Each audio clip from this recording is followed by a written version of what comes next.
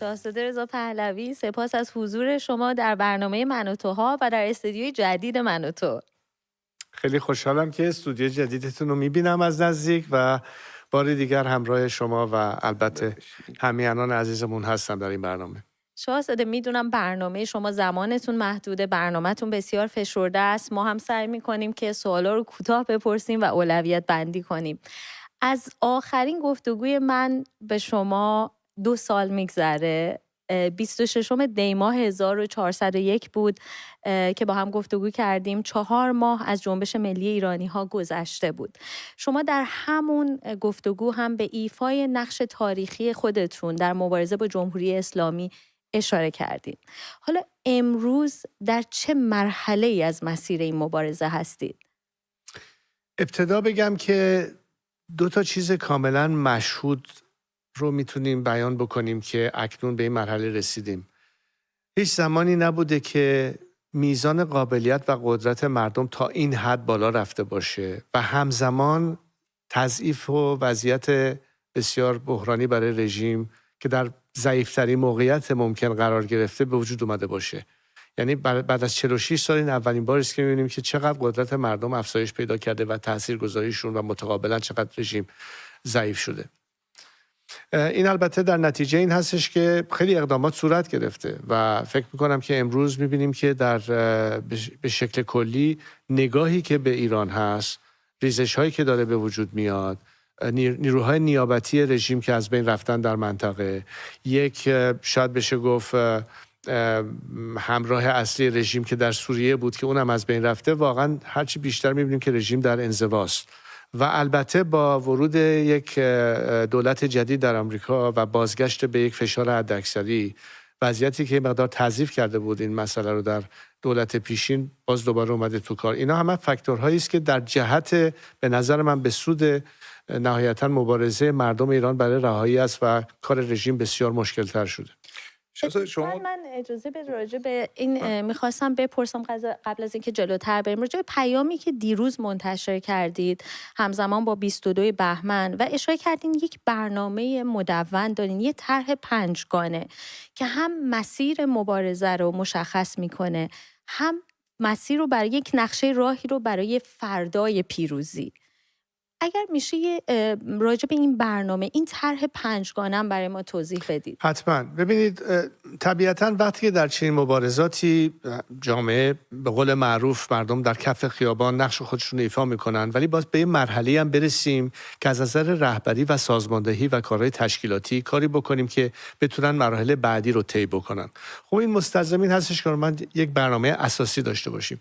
طرح من در این قابل در قبول این به درخواست خود همیهنان قدم به میدون گذاشتم که بیشتر از این فرصت از دست ندیم و بنابراین این به اصطلاح کارزار 5 گانه 5 مشخصه اصلی داره. اولیش این هستش که چگونه میتوان واقعا پشتیبانی بهتری بکنیم از فعالین و کسانی که در داخل کشور دارن تلاش میکنن و بنابراین چگونه میتوانیم جامعه برون مرزی رو به خصوص در این مورد بسیج بکنیم که بتونیم به این مسئله بپردازیم. مسئله بعدی این هستش که تا چه حدی بتونیم تاثیرگذار باشیم در تصمیماتی که در کشورهای غربی نسبت به سیاستشون نسبت به ایران بتونیم از دید جامعه خودمون و نقطه نظر همیهنانمون این رو بیانگر باشیم و بتونیم کاری بکنیم که بیشتر همراه بشن به همون سیاست، نه تنها فشار حداکثری بلکه حمایت حداکثری. مرحله سومش در نتیجه این تاثیرگذاری دولت‌هایی که میتونن در این مورد اقدام بکنن رو همراه بکنیم با این خواست همیهنانمون. مجموعاً این اقدامات تاثیرگذار خواهد بود در ایجاد ریزش بیشتر در نظام و همراه شدن این نیروها با این تغییر کلی. البته این همه در اون مرحله فعلا هست تا مرحله فروپاشی نظام و وارد شدن به مرحله گذار. یک ستون 5 هم هست همزمان که روش داریم از حالا برنامه‌ریزی و فکر میکنیم که نقشه بازسازی ایران به عنوان اون به اصطلاح یک طرح آبادانی ایران یا رونق ایران یا ترقی ایران که یه جنبه اقتصادی داره که پشت سر تمام این تغییرات این نیز هست و برای این مبنا همیهنانمون بدونن که مسئله فقط مربوط به یک تغییر شرایط سیاسی نیست، بلکه یک برنامه بازسازی و شکوفایی هم برای ایران داریم و از همکنون فکرش رو میکنیم که به محضی که این شرایط در ایران فراهم شد بتوان آنن این رو به کار گرفت و اقدام کرد. من سوالم بپرسم در مورد همین ریزش که شاهزاده اشاره فرمودن، ریزش حداکثری در آخرین سخنرانی خودتون در باشگاه ملی مطبوعات آمریکا هم در مورد ریزش حداکثری علاوه بر در اصل ایجاد شکاف علاوه بر ریزش اشاره کردین. خیلی ما دیروز هم که همینطور که تینا گفت لایوی داشتیم، گفتگوی زنده‌ای داشتیم با اعضای کانال یوتیوب من و تو، خیلی ها پرسششون همین بود که این افرادی که میخوان از بدنه سیستم جدا بشن سازوکارش به چه صورت است و شما استراتژیتون برای ایجاد شکاف و این ریزش چی هست؟ ببینید، ابتدا بگم که در تمام نهضت‌هایی که درش از طریق نافرمانی مدنی و اصولا تغییرات بنیادین سیاسی در خیلی کشورها رخ داد تا پایان یه سری حکومت‌هایی که دلخواه مردم نبود به نتیجه برسه، یک جنبه ریزشی نیروهای حالا چه در بوروکراسی اون کشورها چه در بخش انتظامیش بوده. یعنی تمام سناریوهای تغییر از اون رو ببینیم بدون اینکه ریزشی در حکومت به وجود بیاد به سمت مردم نمیتونستن اون کمپین ها، کارزارها موفق باشن. از این دید ایران استثنا نیست. وقتی که میبینیم که به خصوص با یک نظامی سر و کار داریم که ابایی از سرکوب نداره، باز بدونیم که خب یه راهی که هزینه تغییر رو و ریسکی که مردم در مبارزش رو میگیرن چجوری میتونیم به حداقل هزینه ممکن برسونیم، این هستش که بیشترین نیروهایی که دیگه نمیخوان با این رژیم باشن بتونن با مردم همراه بشن، که این نظام فکر نکنه که میتونه روی این نیروها برای سرکوب مردم خودش استفاده کنه. البته این به شرطی است که ما درک بکنیم که بایستی در رو باز گذاشت برای این خروج، یعنی به قول معروف اصطلاح غربیش میگن اکزیت استراتژی، که بدونن که به غیر از کسانی که دستشون به خون مردم آلوده هست که البته بایستی پاسخگو باشن در دادگاه‌های صالحه، اما اکثریت نیروهایی که گناهکار از این لحاظ نیستن باز بتونن در فردای این آزادی و گذر از نظام یه جایی برای خودشون ببینن، سناریوی عراق پیش نیاد. و اتفاقا این یکی از سوالاتی است که بسیاری از دولتمردان خارجی از من میکنن که ما از کجا بدونیم که پس از سقوط نظام وضعیت کشور بحرانی نشه یا کار به سر قهقرایی نره، و از این لحاظ واسه جلب اعتماد نه تنها هممیهنان خودمون رو بلکه جهانیان بکنیم که پشت سر این قضیه بحرانی نخواهد بود. یک برنامه تدوین شده است که چگونه با مشارکت هرچه بیشتر نیروهایی که خب از ابتدا مخالف نظام بودن، بلکه امروز کسانی که دیگه نمیخوان با این رژیم باشن و میخوان با مردم ملحق بشن، بتونیم هرچه بیشتر این ریزش رو به نفع مردم و بر علیه این نظام ادامه بدیم که تسریع میکنه سقوط نظام رو و فراهم میکنه و هموارتر میکنه اون مرحله به اصطلاح گذاری که برای اون هم البته برنامه. در ارتباط با همین ریزش که اشاره کردین، خب این جمهوری اسلامی همیشه این ترس از آینده رو یه ابزاری برای بقای خودش ایجاد کرده. یه بخشی هم از کسانی هستن که اگر بخوان از حکومت جداشن این ترس رو دارن. همزمان هم اون افرادی که ریزش پیدا میکنن به هر حال بخشی از مردم یه تردید نسبت بهشون دارن. چطور میشه که این ترس رو از بین برد، همزمان هم اعتماد عمومی رو حفظ کرد تا با ادامه این ریزش‌ها تسریع رژیم، یعنی سقوط رژیم تسریع پیدا کنه؟ خب البته ببینید، یه اصطلاح خیلی معروفی داریم در فرهنگ خودمون که میگن مارگزیده از ریسمان سیاه و سفید میترسه.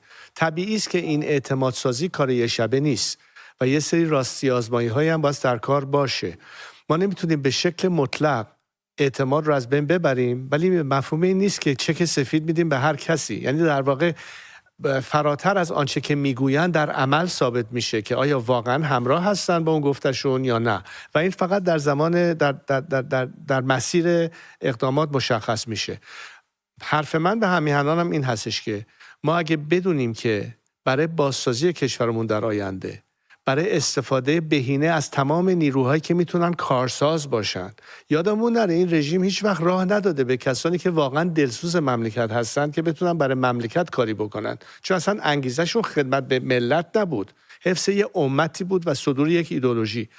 حالا ما به جایی رسیدیم که خیلی از کسانی که میدونن اگر این سناریو پیش نره و فردا فرض بفرمایید به خاطر نبود یک راه حلی که دنیا فعلا دنبالشه که مثلا خطر و بحران مثلا اتمی رو از بین ببرن، ممکنه کشورمون مورد حمله نظامی قرار بگیره، خب فکر کنید کدوم کسان در صف اولین قرار میگیرن. حالا گذشته از این، خیلی از بچه‌های همین افرادی که سر کار هستن الان تو خیابون‌ها بر علیه نظام وایستادن. آیا اینا برمیگردن اسلحه‌شون رو بچه‌های خودشون؟ اینها همه رو به فکر فرو میبره.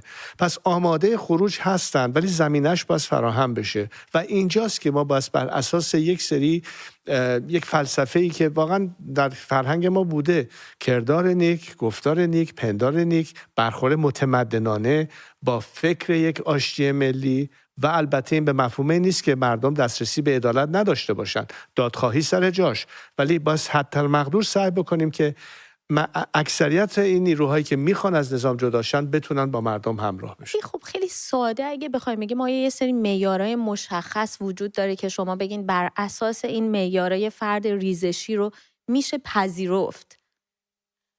خب ببینید، وقتی که شما تغییرات اساسی رو در افریقای جنوبی دیدید، همراه با این تغییرات دو تا اصل اصلی مطرح بود.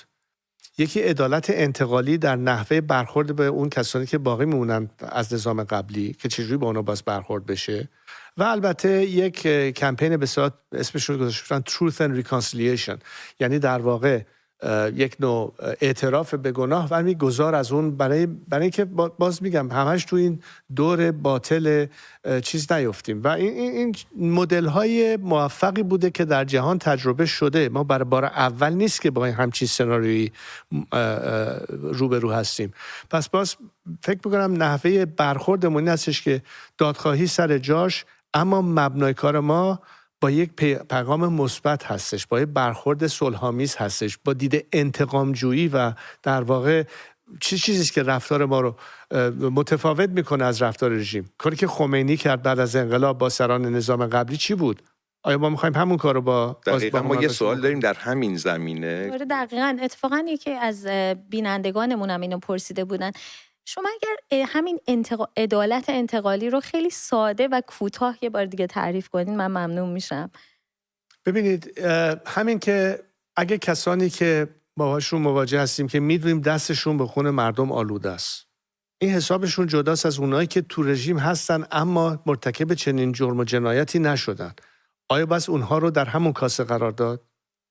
اما برای کسانی که مرتکب جرم شدن، آیا نحوه دادخواهی بر مبنای دادگاه‌های صحرایی خواهد بود یا اون نیز نیازمند یک روند عدالت بر اساس حساب کتابی باشه؟ ببینید، ما اگه میخوایم نهایتاً برسیم به حکومت قانون و قانونمندی رو جزئی از فرهنگ جدید سیاسی اجتماعیمون بکنیم، برها بایستی بدونیم که دسترسی به عدالت هم یه روند متعارف باید داشته باشه، روندی باید داشته باشه که مورد قبول باشه. هر کسی بخواد به سهم خودش انتقام شخصی بگیره، این که نمیشه عدالت. بنابراین اینها چیزایی است که بایستی در نظر گرفت و این کارهایی است که واقعا متخصصین حقوقی هستن که میتونن توضیح بیشتر بدن که وقتی اینو میگیم چجوری توضیحش میدیم. و باز میگم این تجربه اولیه نیست که بخوایم برای بار اول این کارو بکنیم، در جاهای دیگه این رو دیدیم و این لازمه برای کشورمون، برای اینکه به هر حال شما پاسخ یک خانواده دادخواه رو چجوری می‌خوایم بدیم. دقیقاً خواستم همین از شما بپرسم، چون حالا بحث حقوقیش یه بحث جدایی، یه بخشش انسانی دیگه. یعنی اگر امروز یک مادر دادخواهی که عزیزش رو از دست داده مقابل شما بیسته و بگه که من فقط انتقام میخوام، این رو چطور قانع میکنین که به سمت دادخواهی بره؟ ببینید، اون میزان عصبانیت کاملا قابل درک هست. بالاخره انسان‌ها احساساتی هم دارن، ولی من با خیلی از خانواده‌های داغدار صحبت کردم، در تماس هستم و میدونم که بسیارشون گفتن که درسته که من الان واقعا عصبانیم، ولی نمیخوام که مثل پسرم یا مثل دخترم پسرهای دیگه و دخترهای دیگه کشته بشن. من نمیخوام باز دوباره برسیم به یه وضعیتی که طولانی تر بشه این وضعیت. هرچی ما هزینه رو بر خودمون کمتر بکنیم، فکر کنم بهترین اسمش رو بگذاریم اگه انتقام هست، رسیدن به آزادی است، رسیدن به شرایطی است که دیگه سر و کارمون با یه حکومت سرکوبگر نیست، یه حکومتی که تبعیض قائل میشه نسبت به جنسیت‌ها، نسبت به مذاهب. این چیزی است که بهترین انتقام ممکن هست که ما این نظام با این تفکر سیاه شهید پرور رو جایگزین یک نظامی هستیم که اون آزادی ها و عشق به زندگی و دوستی و همزیستی رو ایجاد کرده. این بهترین از دید من انتقامه. خیلی ها هزینه‌ش رو پرداختن و میگم هیچ وقت ما جلوی دادخواهی رو نمیگیریم و نباید هم بگیریم. اما خود این دادخواهی در جایی که صحبت از یه گذشت میکنیم، یه چیزیست که به نوعی در فرهنگ ما بوده.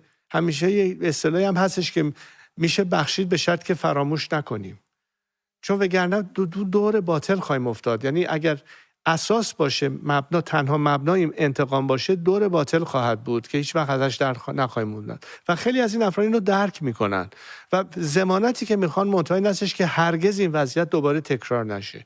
اونجاییست که ما همه بایستی در اصل متعهد باشیم به چنین آینده‌ای. اونجاست که میگم تک تک ما وظیفه داریم. یعنی چی؟ یعنی فقط این کافی نیست که یه سیستم و یه حکومت بیاد این رو ضمانت کنه. هر شهروندی مسئولیت داره در تضمین این آینده با این مشارکت و با این تفکر. شاهزاده، شما در برنامه پنجگانه خودتون اشاره کردین به بسیج کردن ایرانیان خارج از کشور برای فشار به افکار عمومی و سیاستمداران خارجی. خب ما نمونه‌های موفقی هم ازش دیدیم، مثل همین حفظ دعوت شما در کنفرانس امنیتی مونیخ.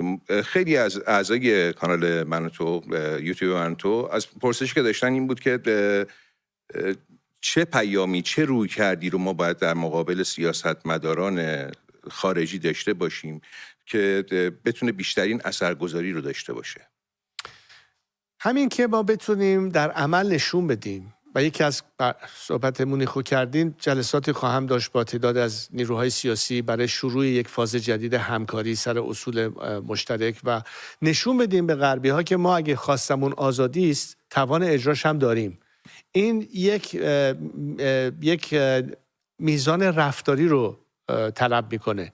یعنی فقط کافی نیست که ما بیایم بگیم ما دموکراسی میخوایم، ما آزادی میخوایم، ما اله میخوایم، ما بله میخوایم، بلکه در عمل به دنیا نشون بدیم که توان این رو داریم که اون خلایی که پس از سقوط نظام پیش بیاد رو بتونیم پر بکنیم. چون برنامه داریم، یک نظری داریم نسبت به اینکه آینده سیاسی کشوری رو که میخوایم چی هست. از دید ملیگراها مسئله تمامیت ارضی مهمه، مسئله یک حکومت سکولار دموکراتیک مهمه در جدای دین از حکومت، مسئله حقوق بشر جزو ارکان اصلیشه. و فکر میکنم شما در تمام پهنه نیروهای سکولار دموکرات ایران که نگاه بکنید، حالا از هر گرایش سیاسی که باشن، جمهوری خواه باشن، مشروطه خواه باشن، چپ باشن، میانه باشن، راست باشن، سر این مواضع اصول حداقلی اشتراک نظر هست. و در اونجایی که اشتراک نظر در فرم نهایی نظام نیست، اونجاست که میگیم که این برمیگرده به این که دولت موقت بتونه شرایط برگزار شدن یک پارلمان تصمیم گیر، یعنی مجلس مؤسسان در هست، که در اونجاست که تمام این بحثایی که خب نهایتاً چه شکلی باید باشه و برخلاف 46 سال پیش که هیچکی نمیدونست که آخر سر جمهوری اسلامی معنیش چیه، که بعد از که متوجه شدیم دیگه دیر شده بود، این بار از قبل خیلی مشخص یک پروژه قانون اساسی توسط این مجلس پیشنهاد میشه به ملت که در اون موقع است که از طریق صندوق رای اکثریت میان تعیین میکنن نظام سیاسی آینده شونو.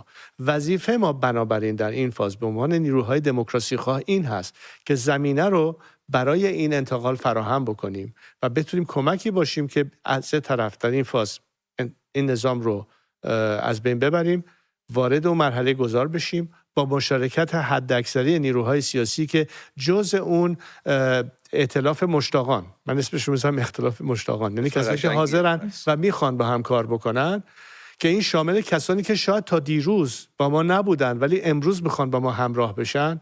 این در رو برای همکاری باز بکنیم که در آن واحد بتونیم بیشترین پهنه ممکن نیروهای سیاسی رو در این کار به کار بگیریم. نه فقط از نظر یک مسیر سیاسی، بلکه این کمک خواهد کرد به سازماندهی هایی که در این مرحله بهش نیاز داریم. اشاره کردین به مشارکت حداکثری، ائتلاف مشتاقان. اتفاقا یکی از اعضای من و تو این سوال رو پرسیده بود که در حال حاضر ما نمونه موفق یک اتحاد رو دیدیم که همین کنفرانس امنیتی مونیخ بود، اما در عین حال ما یه فضایی داریم که میدونیم هم جمهوری اسلامی هم گروه‌های دیگه‌ای هستن که مرتب تلاش میکنن تا بین همین نیروهای ملی ایجاد تفرقه کنن. توی یه همچین فضایی چطور میشه اتحاد حداکثری رو حفظ کرد؟ خب مسلماً دشمن که بیکار نشسته، همیشه سعی میکنن جلوی هر گونه ائتلاف یا همکاری بین نیروهای سیاسی رو برای بقای خودشون از بین ببرن. ارتش سایبری مدت هاست که در کار هست و خیلی هستن که به ظاهر میگن ما طرفدار این و اون هستیم، ولی در واقع میان برای کارشکنی. چیزی که من میگم برای تمام نیروهایی که به هر حال پیروی این روند و حرکت هستن یا حرف من یا رهبری من رو میپذیرن، این هستش که من چارچوب و در واقع زمینه‌ای که بر چه مبنایی میتونیم همکاری رو پیش ببریم که معرفی کردم و این دقیقاً اون صحبتایی است که در این فاز جدید برای گروهایی که این دعوت رو پذیرفتن که بیان برای اولین بار شاید اعلام یک پروژه رسمی همکاری رو در نتیجه اون نشست اعلام بکنن که شروع یک فاز جدید همکاری خواهد بود، این رو مشخص بکنه و بنابراین کنشگران و فعالین بدونن که فراتر از این نوع اقدامات که البته موثر هست، ولی الان واقعا یه راهکارها، یه پروژه های مشترکی هست که همه اینا کمک خواهد کرد به روندی که الان هم در فاز کنونی و هم در فازهای بعدی. الان تمرکز اصلیمون آنن رو شرایطی است که چگونه این رژیم رو به زانو در بیاریم. بنابراین 2 تا فاکتور خارجی هستش، یعنی همون سیاست فشار حداکثری دولت‌های خارجی بر نظام جمهوری اسلامی، اما همراه اون یک حمایت حداکثری. ببینید یکی از وظایف کلیدی همگی ما باسی به دنیا این رو منتقل کرد که شما 40 ساله که تمام فرضیاتی که مبنای سیاست خارجیتون بود یک انتظار غلطی بود از اینکه این نظام تغییر رفتار میتونه بده. حتی میخوام بگم برای اصلاح طلبانی که فکر کردن به آهسته و به تدریج میشه رفتار نظام رو تغییر داد یا مثلا فرض کنید محیط سیاسی در ایران بازتر خواهد بود، مگه چند بار سعی نشده؟ از زمان خاتمی بگیرید تا به امروز. اکنون من فکر کنم کسی باقی مونده باشه لااقل در میان ما ایرانی ها که فکر کنه که این نظام قابل اصلاح است. برای همینه که گذر کردن از نظام، برای همینه که امروز مردم آسی میگن مرگ بر دیکتاتور، مرگ بر جمهوری اسلامی. در روز روشن دنیا عقب از این قضیه. یکی از وظایف ما این است که به دنیا بگیم راه چاره‌تون نهایتاً اینه که این نظام دیگه اونجا نباشه، چون تمام مشکلاتی که به هر نوعی وصل به نظام، نه فقط مسئله خطر به اصطلاح اتمی، تروریسم هست، رادیکالیسم هست، نیروهای نیابتی هست، عدم ثبات منطقه‌ای هست، مگه رژیم دست از اون کارها برخواهد داشت؟ حالا برفرض که فرض کنید حتی به یک دیل به اصطلاح اتمی هم برسن، بقیه‌اش چی؟ و مشکل اصلی حل نخواهد. این سوال الان می‌خواستم از شما بپرسم که خب بالاخره آقای ترامپ روی کار اومدن، برنامه ایشون هم فشار حداکثری هستش که همراستا است با آنچه که شما در برنامه 5گانه خودتون فرمودید. اگر که ایشون بیاد و با جمهوری اسلامی به هر دلیلی معامله‌ای بکنه و پای قراردادی بنشینه، اون وقت پیام شما برای مردم ایران چیست؟ چطور میشه این رو به یک امیدواری تبدیل یعنی کرد؟ از ایجاد ناامیدی جلوگیری کرد به یه نوعی؟ اولا هیچ معلوم نیست که الزاماً به همچین نتیجه برسن. اونجوری که مسئله طرح شده تقریبا غیر ممکن میکنه کار رو برای اینکه علی خامنه ای این رو به زیر بارش بره. یعنی فکر کنم بیشتر به خاطر این بود که بگه خب لااقل یه شانس نهایی دادیم بهشون، ولی فکر نمی‌کنم زیاد امیدوار هستن. حتی خود آقای ترامپ که همچین چیزی اتفاق خواهد افتاد. ولی از این که بگذریم بیایم رو اصل مسئله. ببینید آنچه که الان میتونه یکی از فاکتورها از دید زمانی باشه، چون باز تکرار میکنم یک پنجره‌ای به وجود اومده که بهترین فرصت هست. یعنی هیچگاه تا این حد مردم ایران قوی نبودن، عامل ترسیخته، نظام به شکل عقب نشینیه، بدجور هم تضعیف شده و بنابراین آخرین شانسی است که ما بتونیم به دنیا بگیم که اگه شما نخواین وارد سناریوهای تهاجمی بشید یا حمله به تأسیسات نظامی یا اتمی ایران بشید و اصلا جلوگیری بکنیم از یک نوع بالا رفتن تنش‌ها، بهترین راهی است که تا به حال هرگز دنبالش نرفتین و بهترین نیروی جایگزین مردم ایران هستن. البته چیزی که من به همیهنانم بارها گفتم، از منم شنیدید، که ما رو هیچ نیرویی غیر از نیروی خودمون نمیتونیم اتکا بکنیم. البته هزینه برای ما کمتر خواهد بود اگه دنیا با ما همراهی بکنه، از ما حمایت بکنه، و در آن واحد مطابق به دنیا بگیم که این خلا رو میتونیم پر بکنیم. چون یه سوالی است که به شکل مدام از من سوال میشه، ما از کجا بدونیم که پس از این ریزش در کشور شما بحران پیش نیاد؟ سناریوهای افغانستان رو دیدن، سناریوهای عراق رو دیدن. ما بایستی دنیا رو قانع بکنیم که هم توانش رو داریم، هم فرهنگش رو داریم، هم دیسیپلینش رو داریم. تاکید رو واژه دیسیپلین میکنم. بنابراین از دید رفتاری باید این رو در عمل نشون بدیم و بنابراین نحوه برخورد ما بایستی ایجاد اطمینان بکنه، نه فقط برای مردم خودمون، دنیا باید به ما اعتماد بکنیم. ما پایه تغییر رو گذاشتیم مردم، بنابراین نهایتا رفتار خود مردم مطرح هست یا نمایندگان مردمی که فعال هستند و فکر کنم این رو میتونیم انجام بدیم، اما باید انجام بدیم. اتفاقا اشارتون به مردم دقیقاً منو برد به همون سوالی که میخواستم بپرسم، چون یه تعدادی گفتن که در شرایط حال حاضر اتفاقاً پیام شما به ایرانیای خارج از کشور رسیده، شاید بیشتر از هر زمان دیگه براشون مشخص‌تره که باید چه کار کنن، از برگزاری تجمعاتشون، شکلی گروه‌های کوچک، نحوه همکاریشون با هم دیگه. اما چه تمهیداتی رو برای مردم داخل کشور در نظر دارین تا بتونن با این برنامه و طرح پنجگانه شما همراهی کنن؟ خب طرح پنجگانه ابعاد مختلف داره، ولی در کارزار مقاومت مدنی و مخالفت با نظام تا برسیم به مرحله اجرای فرض کنید اعتصابات کارگری و چه بیشتر کنشگران و فعالین داخل مملکت دغدغه اصلیشون این هستش که ما چگونه میتونیم نبود اون رهبری و سازماندهی رو جبران بکنیم یا لااقل به وجود بیاریم. خب این واقعا رابطه دو طرف هست بین خارج و داخل. چرا اینو میگم؟ برای اینکه خیلی از افرادی که در درون مشغول هستن خودشون میگن، حالا زندانی سیاسی هستن یا فعال مدنی هستن، که یک تشکل به شکل زودرس، واضح و بارز مورد سرکوب آنی رژیم قرار میگیره. یعنی ابتدا شاید لازم باشه که یک قدم اولیه از خارج گرفته بشه برای حمایت از داخل تا زمانی که بتونیم این رو به داخل مملکت منتقل بکنیم. خب این مسئله ظریفی است و من جلوی دوربین نمیتونم وارد جزئیات بشم چون یه مسئله خیلی حساسی هست. مثلا ارتباط گرفتن با افرادی که تو خود این سیستم هستن به شکل بارز نمیشه این رو عنوان کرد، ولی خب هستن و باشون در ارتباط هستیم و داریم میگیریم برای اینکه به موقع بتونن اون نقش خودشون ایفا بکنن. ولی کارهای سازماندهی و تشکیلاتی یک نیازهای ابزاری هم داره و اینجاست که جامعه برون مرزی میتونه خیلی از این اتصالها و راهها و راهکارها رو فراهم بکنه برای اینکه این کمک اولیه رو بتونیم به نیروهای داخل برسیم تا همینطوری مسئله شروع کنه به گسترش پیدا کنه از کار تشکیلاتی و اجرایی در داخل خود کشور. بحث رهبری رو اشاره کردین، اتفاقا میخوام یه سوال جنجالی بپرسم، برمیگرده به همین انتقاداتی که شد به شما زمانی که اعلام کردید که حاضرید رهبری دوران گذار و حتی پس از اون رو به عهده بگیرین. منتقدین شما اشاره کردن که چه کسی به شما گفته که در چنین جایگاهی خودتون رو قرار بدین و این نقش رو به عهده بگیرید؟ پاسختون به اینها چیه؟ ببینید به هر حال حالا یکی ممکن بیاد بگه که درصدش چقدره یا تعدادش چقدره. در هر صورت من دارم پاسخگو هستم نسبت به اون خواسته و اون انتظاری که بسیاری از همیهنانی که به من اعتماد میکنن و این لیدرشپ رو، این رهبری رو قبول دارن، پاسخ اون رو دارم میدم. همیشه هم گفتم قدرت من ناشی از قدرت شماست. شما هر چقدر قدرت بیشتر به من بدید من بیشتر میتونم براتون کار بکنم. جای دوری نریم. من و تو اگه به کمک همیهنان متکی نبود شما نمیتونستین آن ایر برید و متقابلا کار خودتون انجام بدیم. رابطه دو طرف است. حالا یه ده ممکن است من تو خوش رو نیاد، خب برای کانال دیگر نگاه بکنن. یه ده ممکن از من خوش رو نیاد، کسی جلوی کسی رو نگرفته، خب برین رهبران خودتون رو معرفی کنین، برنامه کار خودتون هم ارائه بدیم.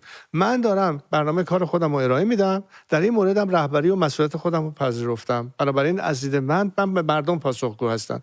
بنابراین اینجا من رقابتی با کسی دیگه نمی‌کنم، جلوی کسی هم نگرفتم، اما پاسخگو هستم در مورد اون انتظاری که از من هست و برای همینه که الان اینجا هستم و دارم با شما و با همیهنانم صحبت میکنم.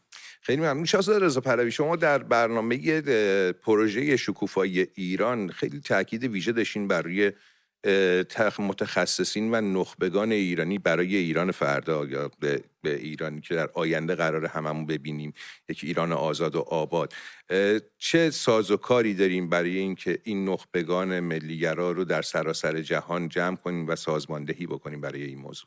خب در همین مورد اقداماتی داره میشه. همون پروژه‌ای به اسم IPP یا ایران پراسپریتی پروداکت، یعنی طرح شکوفایی ایران، یه سری برنامه‌هایی رو در نظر گرفتن بر اساس یه سری مطالعاتی که شده در تمام زمینه‌هایی که مایحتاج کشورمون خواهد بود در آینده، از دید سرمایه‌گذاری، از دید بروز کردن تأسیسات موجود، آوردن تأسیسات جدید، سرمایه‌گذاری‌هایی که لازم خواهد بود در حوزه‌های مختلف و از این لحاظ شناسایی نهادها، شرکت‌ها، کارآفرینانی که در این مورد اشتیاق داشته باشن، بدونن که اصلا لازمه ایران چه خواهد بود، که در کجا و در چه بخشش میتونن همراهی کنن یا حمایت بکنن. مسئله مهمه که مردم کشورمون بدونن که مسئله خیلی فراتر از این که البته به آزادی برسیم، البته به دموکراسی برسیم، البته به یک وضعیت قابل قبول برای جامعه از نظر آینده سیاسی کشورمون، اما یک برنامه اقتصادی هم در کار هست. به قول معروف یک بخشی میرسه به اشتغال، یک بخشی میرسه که خب من چجوری میتونم دوباره کارگیر بیارم، درآمد تولید بکنم، از خانواده خودم رو بتونم تأمین بکنم. و از این دید خب خیلی جا هست که میبینیم که مناطق که در وضعیت بسیار سختری قرار دادن، به طور مثال منطقه بلوچستان رو میخوام بگم.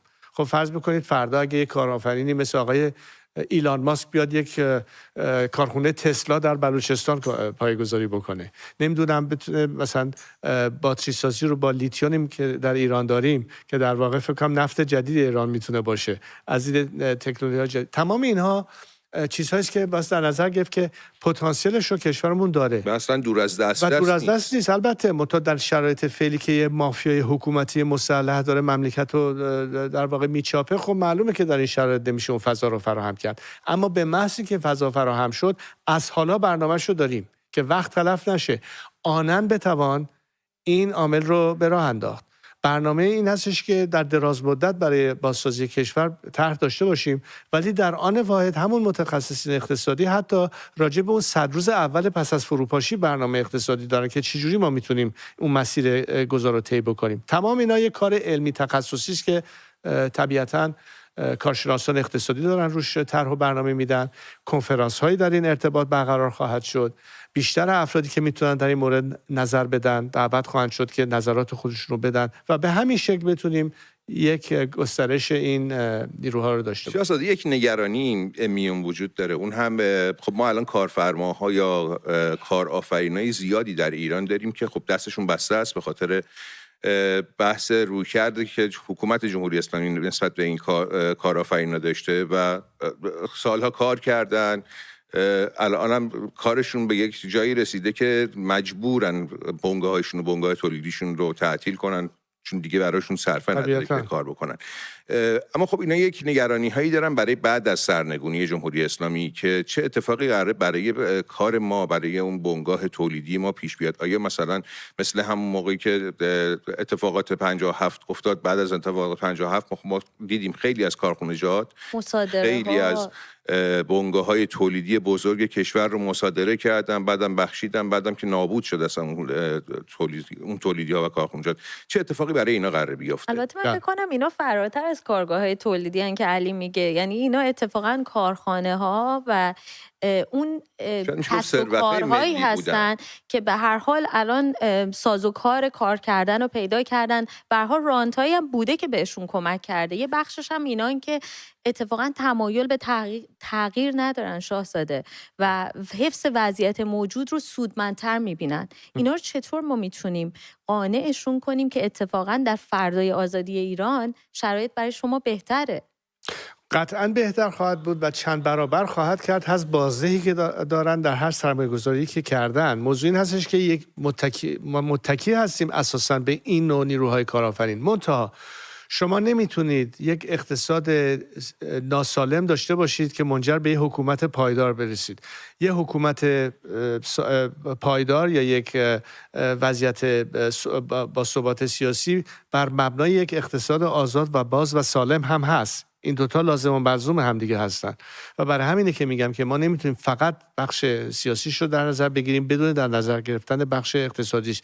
ولی امنیت مالی و سرمایه هم یکی از ارکان یک ابتدا به ساکن هست و این کاملا واضحه.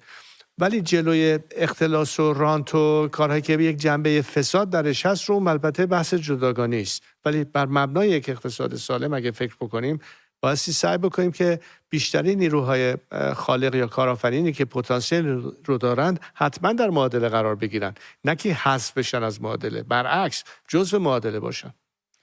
100% همینطوره. حالا میخوای اگر سوالی من میخوام برگردم بیام به سمت سفر اروپایی شاهزاده رضا پهلوی، چون میدونم که شما کمتر از 8 روز دیگه در اجلاس ژنو برای دموکراسی و حقوق بشر سخنرانی خواهید داشت. مطمئنم از همین حالات و خیلی زیاد از هموطنان خارج از کشور ما برنامه‌ریزی کردن که در جلوی مقر سازمان ملل تجمعی داشته باشن. میخوام ببینم در سخنرانی شما محوری ترین پیام شما برای جهانیان چه خواهد بود؟ مسائل بارز و بدیهی که وقتی ما صحبت از حقوق بشر میکنیم خب چیزهای بسیار بدیهی است. رفع تمام این تبعیض‌های جنسیتی یا مذهبی یا دیگر مسائلی که جزء ارکان حقوق بشر هست قطعاً رو یادآور میشم، ولی من فکر کنم یه سری جنبه‌های دیگری هست که کمتر راجبش صحبت میشه که اونم باستی جزء حقوق بشر شهروندان باشه، مثل فضای سالم یا محیط سالم، آلودگی هوا از یک ور، این جنایتی که شده در حق مملکتمون از نظر زیست محیطی، این هم نیز به نظر من جزء اصول حقوق بشری باید باشه، نه فقط رأی دادن و مساوات. و اینجور چیزا رو یادآور بشم که این نیز یکی از ضربه‌هاتی که این حکومت متاسفانه به کشور ما زده و الان خیلی از همیهنانمون میبینم که واقعا این دغدغه رو هم دارن. مسئله فقط نون شب و حق رأی نیست، میبینن که به چه شکلی ما میتونیم در آینده کشور اگه به این رسیدگی نشه خیلی از فرصت‌ها رو از دست بدیم. من فکر کنم کشور ما به طور مثال در ارتباط با صنعت گردشگری میتونه بیشترین کشور مورد بازدید گردشگران باشه، لااقل تو منطقه خاورمیانه، بیشتر از ترکیه، بیشتر از خیلی کشورهای دیگه. اما ما باستی مملکتمون رو آماده بکنیم برای این فضا که اون کسی که خواست بیاد کوهنوردی بکنه یا اون کسی که میخواد بیاد نمیدونم مناطق به اصطلاح طبیعی کشورمون رو ببینه، بره نمیدونم تو خلیج فارس غواصی بکنه، خب تو چه محیطی داره میاد؟ این پتانسیلی که کشور ما جاذبه بیشتری ایجاد بکنه برای گردشگری، خب سلامت محیطمون هست. کسی نمیخواد بره تو یکی از آلوده ترین شهرهای جهان که تهران الان هست که اصلا مسموم کننده است، اون مثلا فراتر از فقط آلودگی است. خب کی میخواد بیاد اونجا؟ و حال بگذاریم از اینکه چه لطمه‌ای داره میزنه به همیهنانمون، چقدر امراض مختلف در نتیجه که این آلودگی هست. این هم باید حقوق بشر باشه. فقط به خاطر آلودگی هوا از جمعیتمون کاسته میشه، یعنی 30,000 نفر در ایران فقط به خاطر مسئله آلودگی هوا جونشون رو از دست میدن. خب آیا فکر نمی‌کنید که این باعث یکی از اصول مربوط به حقوق شهروندانمون باشه، از نظر حقوق انسانیشون و طبیعیشون؟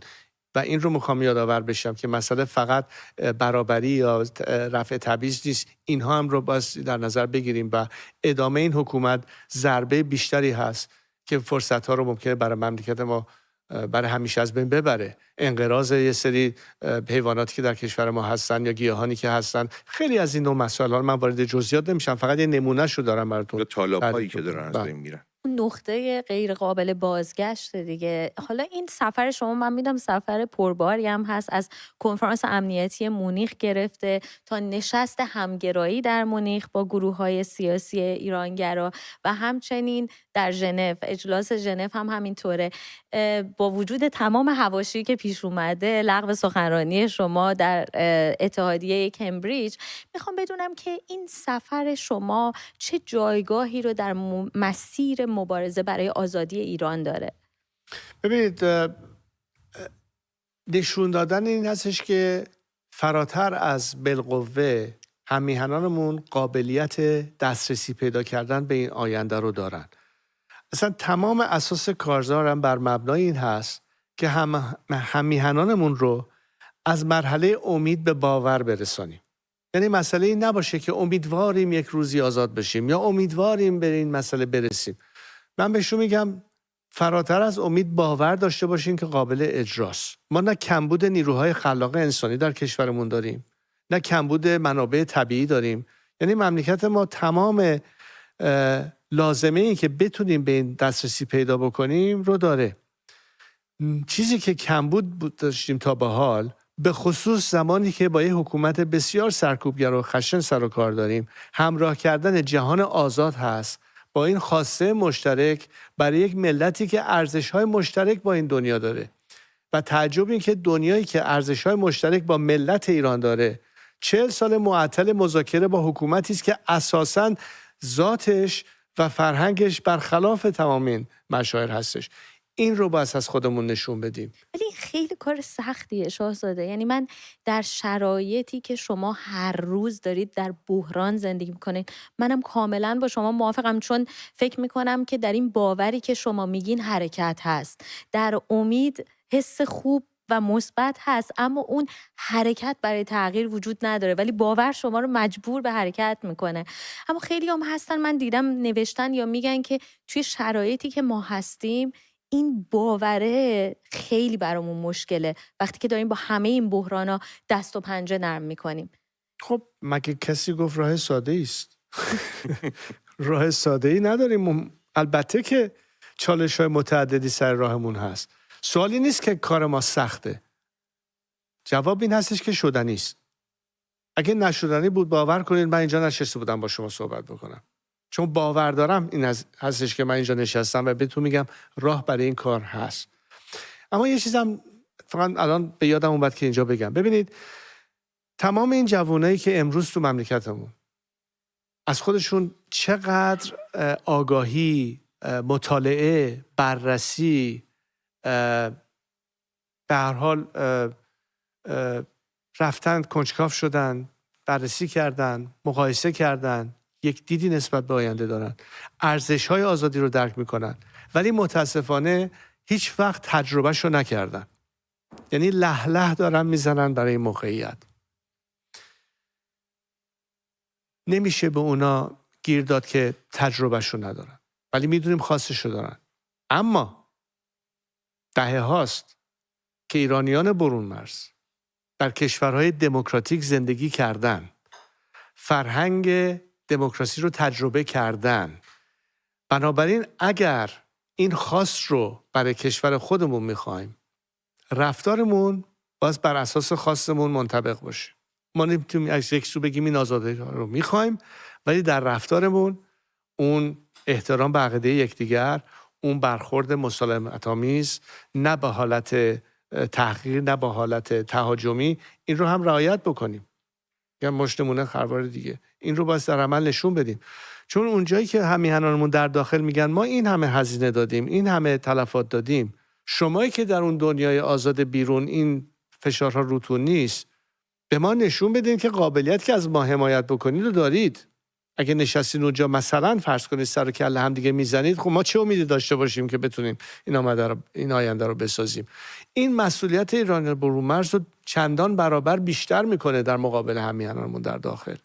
بنابراین مسئله فقط این نیست که بیایم اونجا وایسیم و یه سری شعار بدیم و داد از آزادی بزنیم. بایستی در عمل این رو به اجرا بگذاریم. اینجاست که من برمیگردم به نحوه رفتار هر شهروند و البته گروه‌های فعال سیاسی که این رو بتونن به نمایش بگذارن که ما میتونیم با هم کار بکنیم، ما میتونیم سر مسائلی که پروژه‌های مشترک هستش، نه بر اساس دیدگاه‌های سیاسیمون بلکه بر مبنای یک طرح مشترک با هم بشینیم و کار بکنیم.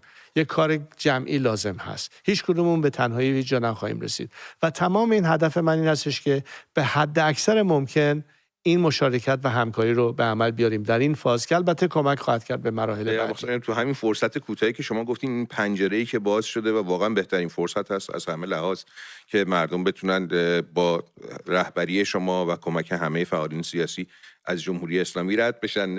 من اتفاقا می‌خواستم یه نکته‌ای رو بگم، بخاطر اینکه میخوام حفظ امانت داری کنم برای همه کسایی که پیاماشون و سوالاشون پرسشاشون رو برای شما فرستادن. یکی اینکه تعداد بسیارشون خواستن از شما سپاسگزاری کنن بابت اینکه در این راه مبارزه در این 4 دهه ایستادگی کردید تا کم کم صدای شما به بخش‌های مختلف رسید. برای خود من جالبه که در بخش گزارشگر من و تو که بخش مورد علاقه خودم هست و به صورت روزانه دنبالش می‌کنم، میدونم که بخش مورد علاقه شما هم هست و گزارش‌های مردمی رو مرتباً دنبال می‌کنید.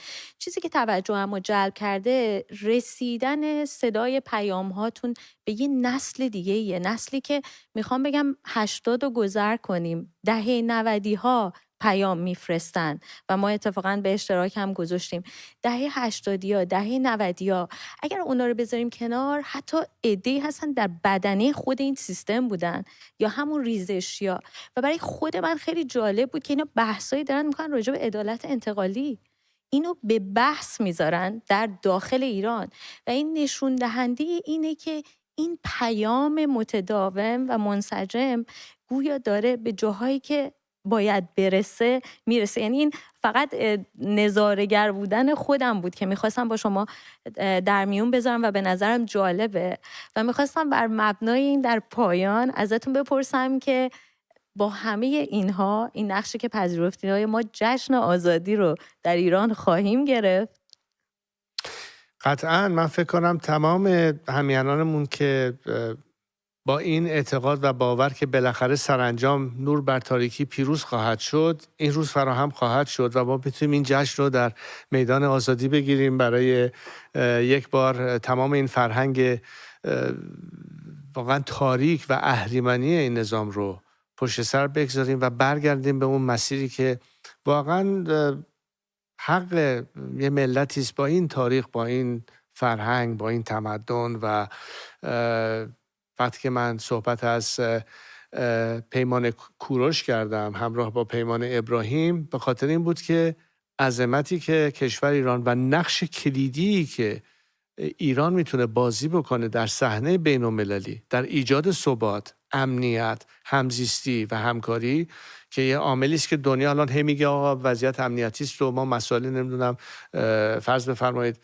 بحران‌های نمیدونم امنیتی داریم یا وضعیت اقتصادی، این چیزا. خب ایران که عوض بشه وضعش، تمام این چیزها عوض خواهد شد و این مردم ایران در وهله اول هستن که بهره مند خواهند بود ازش. ولی نه تنها به خودمون کمک کردیم بلکه به دنیا کمک کردیم و اینو باز بدونیم که هیچ ملتی نیست از نظر تاریخی که سرنوشتش و اون نقشی که میتونه بازی کنه اینقدر تاثیرگذار باشه در سطح جهانی، نه فقط در حد خودمون.